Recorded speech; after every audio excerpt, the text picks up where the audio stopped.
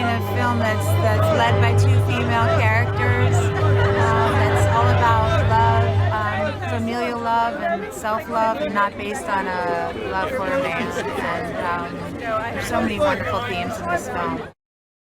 It's so nice to get back with the whole creative team. We really love each other a lot. And I'd say the adjustment is just that in the first film, Elsa was kind of afraid of her powers and hurting the people that she loved, and in this film, she's owning them.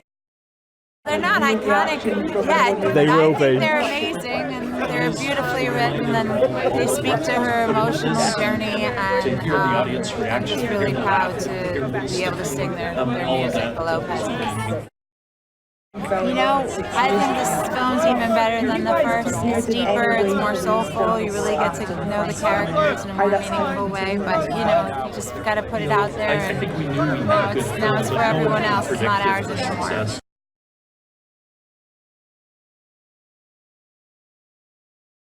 We were just saying, we're getting a lot of the pressure questions. Now we're getting them, so I think we're feeling it now. But no, I think we're really proud of the film. We're really proud of where our characters have gone and where they end up at the end of this one. So I don't know. Hopefully the audience will take them on a really fun, exciting, and satisfying journey.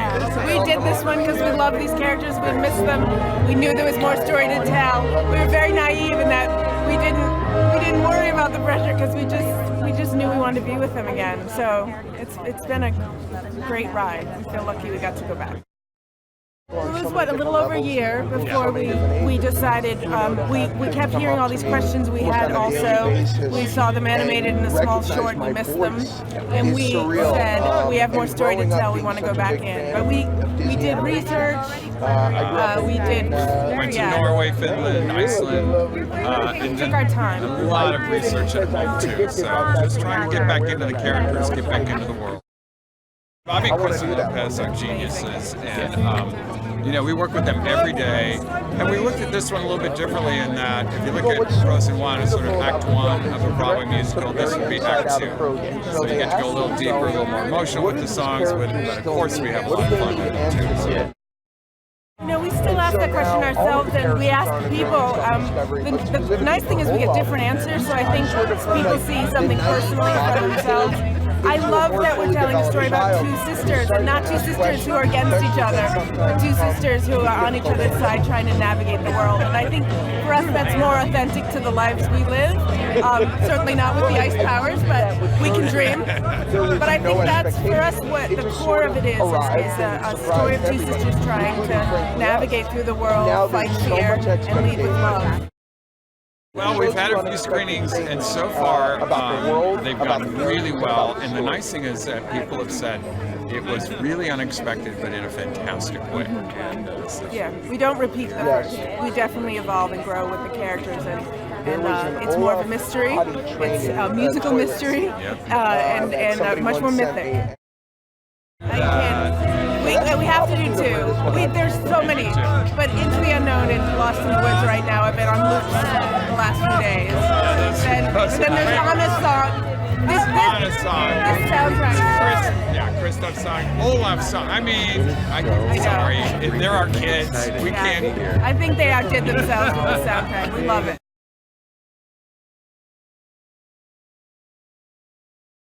You know, it's really exciting. I mean, we work on these movies so long and with just a small group of people, and to be here tonight and see the turnout, I mean, this is looking beautiful. Yeah, we're very excited.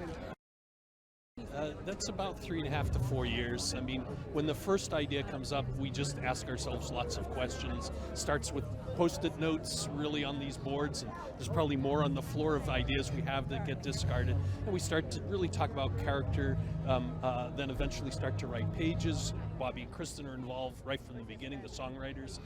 They're intimately involved in the development of the characters and the story. Eventually it writes songs, then it's a back and forth. It's a very messy process. They'll write songs that inspire the script changes, and that inspires new songs. And we work on it pretty much until just a couple months ago. Well, the one thing we knew was we knew where we wanted Anna and Elsa to end the movie.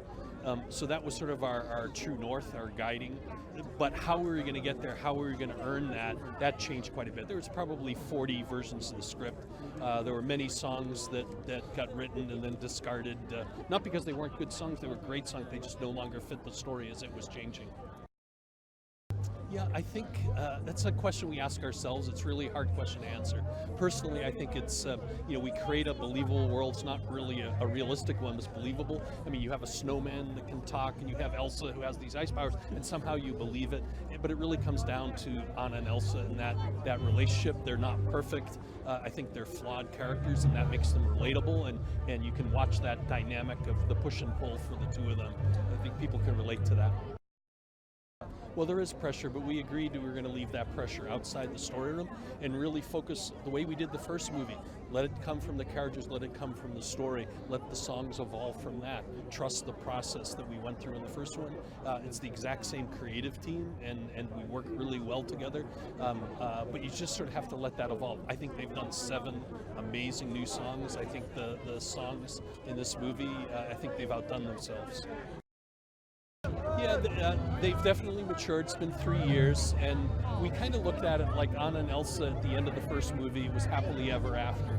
But we know that happily ever after doesn't always stay that way. Life has a way of throwing additional obstacles at you. But we even looked at our own kids who were graduating college, and that idea of, okay, you put in all of that work to get to this point, but now what? What's your purpose? What are you meant to do? So change can be scary, but if you persevere, you make it through it, and you get somewhere wonderful. But you have to be active. You have to actually go for it.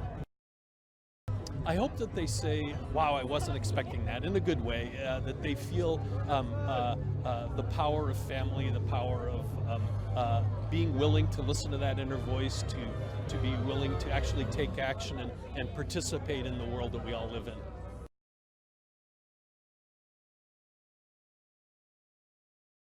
I think it resonates for a number of reasons. I think having 2 daughters myself, I've had the opportunity and been blessed to see firsthand how it connects on the level of sisters and siblings embracing a story that is about that kind of connection that other movies don't necessarily showcase. You know, in the first Frozen, the definition of true love wasn't your typical fairy tale ending where a prince comes in to save the day with a kiss. It was about the love and the bond that siblings have for each other. And I think on that level it connects. And also the music, you can't say enough about what Bobby Lopez and Kristen Anderson-Lopez have achieved. Let It Go has become an anthem for the ages, and I think that they've not only matched the quality in the sequel, but I think song for song may even be even better. I absolutely love it. Well, you know, primarily there's a lot of beautiful, wonderful themes in the movie, but primarily it's a movie about growing up. It's a movie about growth, and not only embracing stepping into the unknown as it relates to your future, but embracing your past, dealing with certain answers that may not be easy.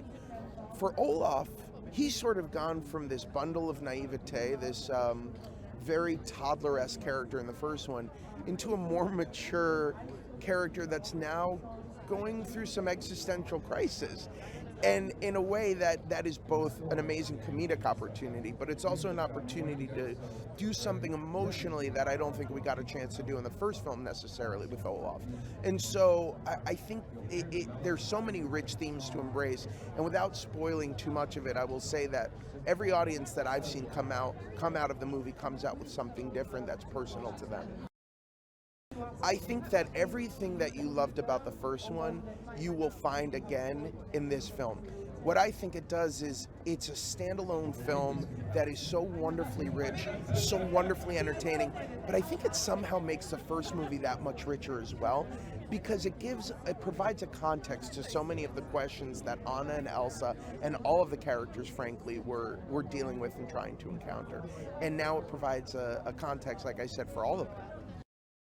Again, that's a credit to Bobby and Kristen. It's my second time working with them as a team, as a collaborative team, and my third time working with Bobby Lopez, who also wrote the music for Book of Mormon, which I originated. And so Bobby, in particular, knows my voice better than I do at this point, and so he always knows how to write musically for me, but also knows comedically exactly where I'm going to stick the landing. And I'm so grateful for that partnership. I think that they are two of the greatest living composers alive right now. So I'm honored that I keep getting opportunities to sing their songs. Samantha. It seems to be a fan favorite. That was a line that was completely improv on the day. The script said Olaf is looking frantically for Anna and Elsa in the woods. And I look at Jen and I look at Chris and I go, I'm going to try something insanely weird right now. Just go with me. I did it. And then I see the movie and I'm like, well, there it is. It somehow ended up in the film. So I'm so grateful. So it's amazing. Yeah, it's great because they let me play. It's such a collaborative experience, and they always allow for improv, and so much of that improv ends up in the final film. Samantha, I hope you're watching tonight. I hope Samanthas all over the world are watching tonight, and I hope that every Samantha goes to buy tickets to this love letter called Frozen 2. Thank you.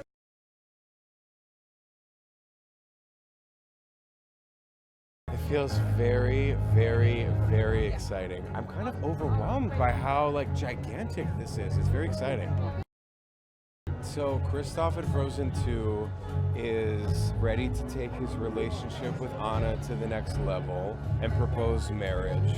But he's not great being a mountain man and living most of his life alone with his best friend Sven the reindeer. He's not great at expressing his feelings, particularly love feelings. So he sings a jam 80s ballad about it about halfway through the movie. Recording this song was a total dream. Bobby and Kristen Lopez are the amazing composers who were also the composers for the first movie, and I don't think they can write a bad song, and I couldn't imagine how they were going to get Kristoff to sing, and then they exceeded any expectation I ever had. Yeah, I think that one of the big themes of Frozen 2 is growth, and instead of the filmmakers deciding to involve a lot of new characters into the story, they decided to take the characters they had from the first movie and deepen them and grow them and make them more complex. And Kristoff gets that same treatment as does the rest of the characters in the movie. I think that the first movie of Frozen turned all the kind of Disney princess movies on their head by making the true love at the end of the movie about familial love as opposed to a woman needing love from a man. And I think that the second movie continues to sort of break ground and flip expectations as well.